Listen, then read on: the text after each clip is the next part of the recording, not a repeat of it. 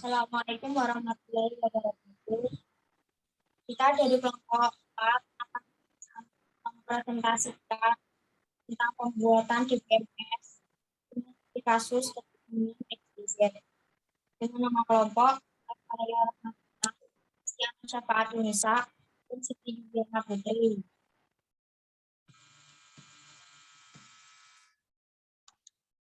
Latar belakang masalah. Semakin meningkatnya pembangunan perumahan, townhouse, ruko, bahkan apartemen, dan lain-lain di wilayah Kota Palembang, menyebabkan kebutuhan akan material bahan bangunan semakin meningkat. Berdasarkan hasil observasi ke lapangan dan wawancara dengan pelaku bisnis di bidang jual material bahan bangunan, terutama pelaku bisnis yang membuka toko bahan bangunan mengemukakan bahwa penjualan mereka mengalami penurunan. Salah satu penyebabnya adalah semakin banyaknya jumlah toko bahan bangunan dan mulai merambahnya bangunan hingga mengakibatkan beberapa toko bahan bangunan mengalami kesulitan untuk mendapatkan bisnisnya karena persaingan yang ketat. Penurunan penjualan bahan bangunan menyebabkan stok yang tidak laku tertimbun, atau sebutan lainnya menyebabkan stok barang. Selain akibat dari penjualan barang yang menurun, stok barang tertimbun juga dikarenakan para pelaku usaha menyetok barang-barang yang tidak laris di pasaran. Hal ini dikarenakan para pelaku usaha hanya mengandalkan informasi dari rekap penjualan berdasarkan nota-nota penjualan dan sangat jarang mengecek stok untuk setiap barang yang dijual. Oleh sebab itu, perlu adanya suatu aplikasi penjualan dan persediaan barang yang dapat diberikan informasi mengenai jumlah stok barang yang tersedia dan barang yang paling laku sehingga dapat membantu pelaku usaha bangunan XYZ untuk mengambil keputusan barang apa saja yang harus dibeli lebih dan mengurangi pembelian barang-barang yang kurang di pasaran. Menentukan masalah. Bagaimana cara kinerja aplikasi penjualan dan stok barang pada toko bangunan XYZ? Sektor industri permasalahan. Berdasarkan hasil pengujian black box testing yang dilakukan terhadap fungsi dan kinerja setiap menu dari aplikasi, dapat diketahui bahwa aplikasi penjualan dan stok barang pada toko bangunan XYZ dapat mengontrol stok barang yang akan habis sehingga aplikasi akan memberikan alert atau peringatan bahwa barang tersebut kurang dari stok minimal yang telah ditentukan sehingga dapat meminimalisir hilangnya barang dan terlambatnya proses pembelian barang dari supplier.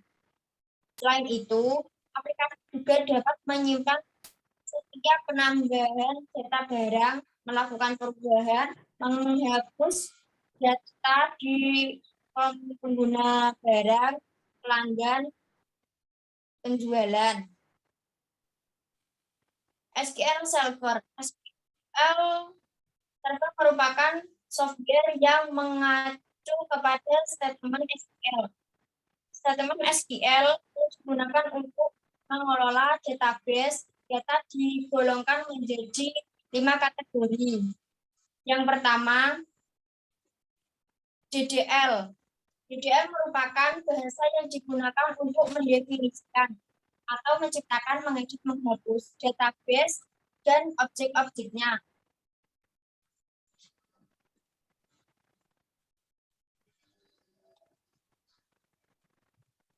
Yang kedua, DML. DML adalah kumpulan perintah yang digunakan untuk memanipulasi data.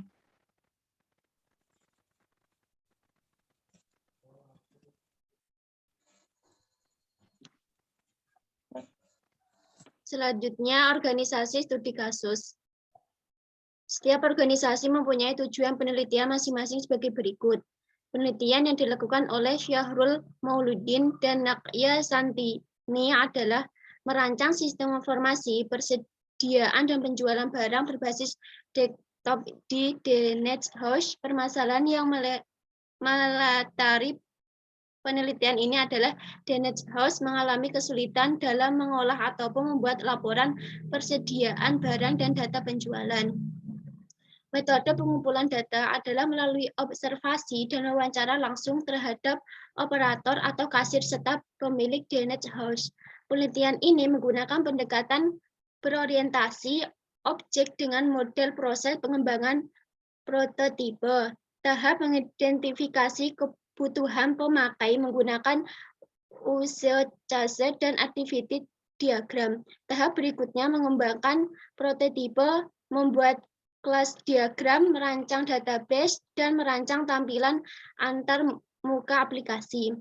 Aplikasi ini dibuat menggunakan bahasa pemrograman Java dengan database MySQL.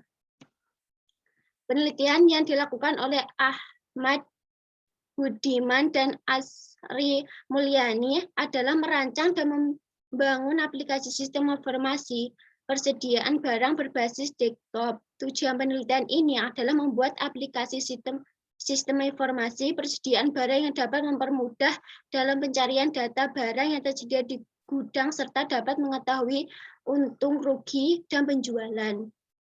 Proses penelitian ini dimulai dari analisis kebutuhan, proses bisnis yang sedang berjalan, use case diagram, activity diagram, sekuensi diagram, relasi database, implementasi aplikasi.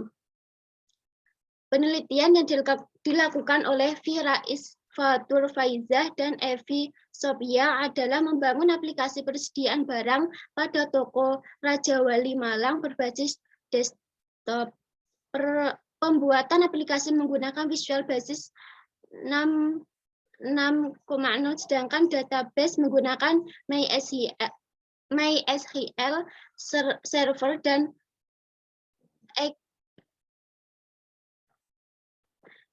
XAMPP. Tujuan dari pembuatan aplikasi ini adalah membuat laporan persediaan barang setiap bulannya, sehingga memudahkan dalam mengontrol persediaan barang. Fitur-fitur yang dapat pada aplikasi ini adalah from transaksi barang masuk, from transaksi barang keluar, laporan barang masuk, laporan barang keluar, laporan persediaan barang. Penelitian yang dilakukan oleh Junaidi, Ridwan, Arifin, dan Amanda Septiani adalah merancang dan membangun aplikasi sistem Inventur berbasis desktop menggunakan JSE. Tahapan analisis pada penelitian ini dilakukan dengan cara observasi terhadap sistem yang berjalan. Desain dibuat menggunakan UML, pembuatan program menggunakan JSE dan DBMS MySQL. Aplikasi ini memiliki aktor bagian gudang, bagian pembelian, manajer, dan supplier. Fitur-fitur yang dimiliki oleh aplikasi ini adalah konfirmasi stok normal, konfirmasi stok minim, menu sistem inventur, input pembelian, cetak pembelian, input faktur, cetak faktur, kirim barang, retur. Adapun beberapa tahap di dalam metode iteratif adalah sebagai berikut. 1. Tahap perencanaan sistem, 2 tahap analisis sistem, 3 tahap perencanaan sistem, 4 tahap pembuatan sistem, 5 tahap implementasi sistem, 6 tahap pemeliharaan sistem. Mission statement, adanya suatu aplikasi penjualan dan persediaan barang yang dapat memberikan informasi mengenai jumlah stok barang yang tersedia dan barang yang paling laris.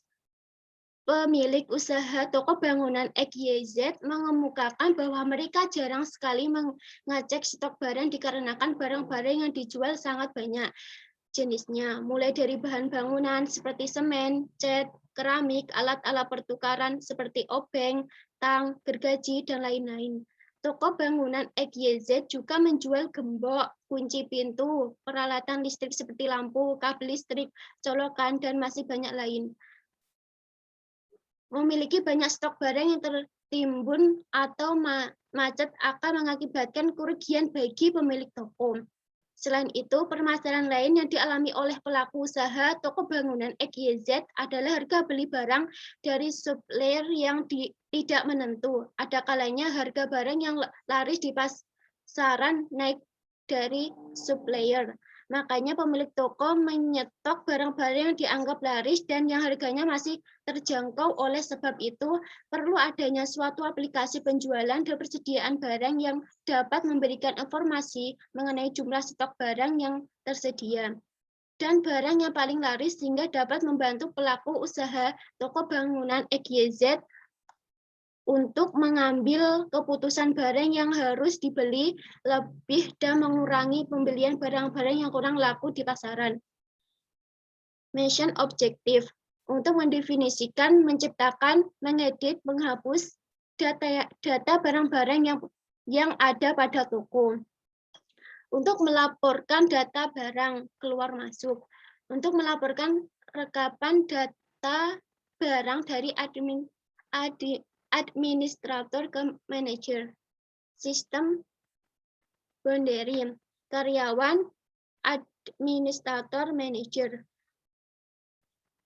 Manager user view. Data barang, akses, manage, direktur, manajer, admin. Query, direktur, manajer, admin, dan karyawan. Reports, manajer, admin, view, direktur, manajer, admin, dan karyawan. Cross referensi user view. Data barang, nama barang, kode barang, deskripsi, jenis barang, stok barang, dan harga jual. User view, direktur, manajer, administrator, dan karyawan. Requirement, correction, and analysis system specification. Tingkat penjumlahan database, jenis dan data-data dalam pencarian barang, kinerja, keamanan, bantuan, dan pemulihan.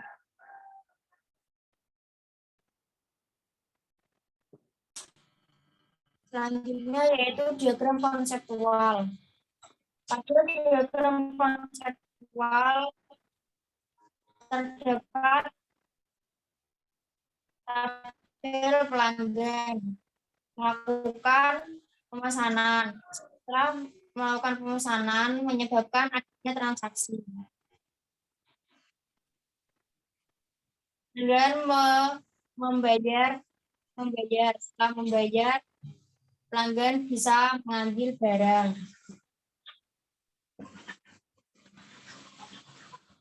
Atribut pada tabel pelanggan, yaitu ID pelanggan, nama pelanggan, alamat, kota, provinsi, dan email.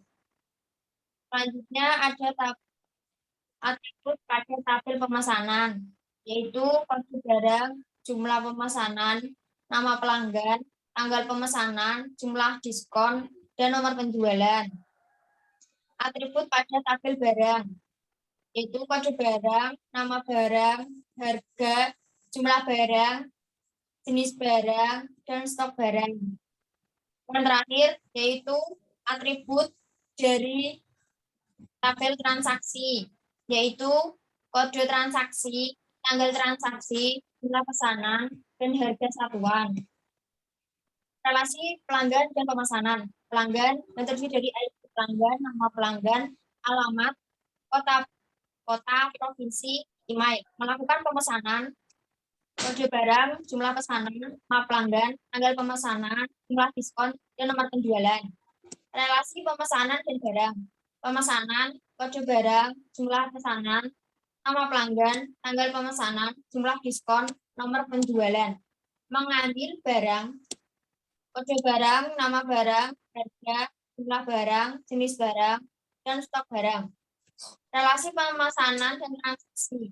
Pemesanan, kode barang, jumlah pemesanan, nama pelanggan, tanggal pemesanan, jumlah diskon, dan nomor penjualan. Menyebabkan transaksi, kode transaksi, tanggal transaksi, jumlah pesanan, dan harga satuan.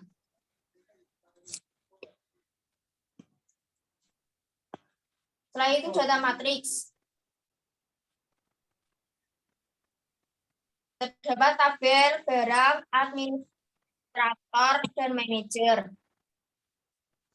Administrator menginput barang. Kemudian administrator melaporkan ke manajer. Selanjutnya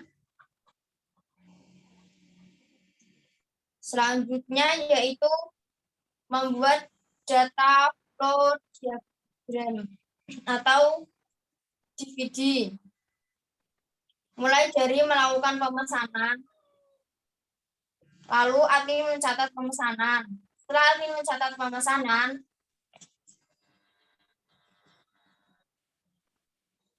admin membuat laporan pemesanan.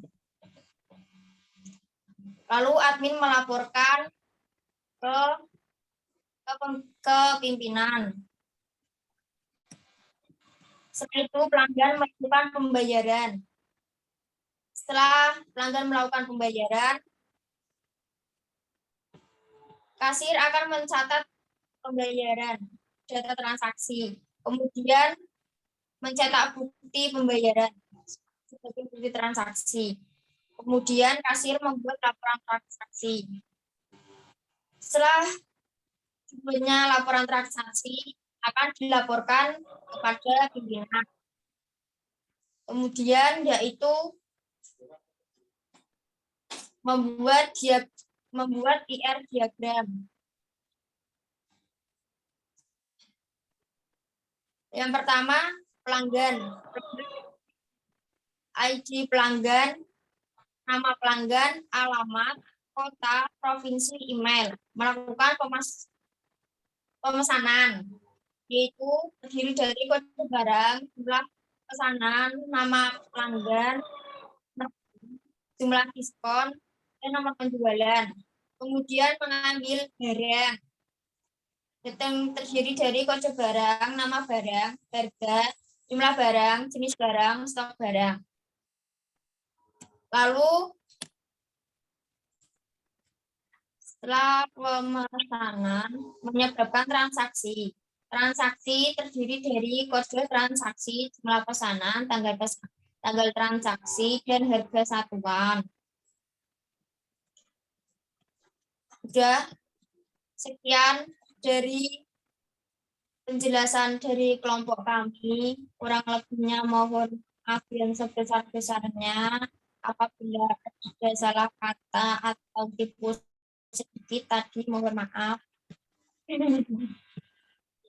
Assalamualaikum warahmatullahi wabarakatuh.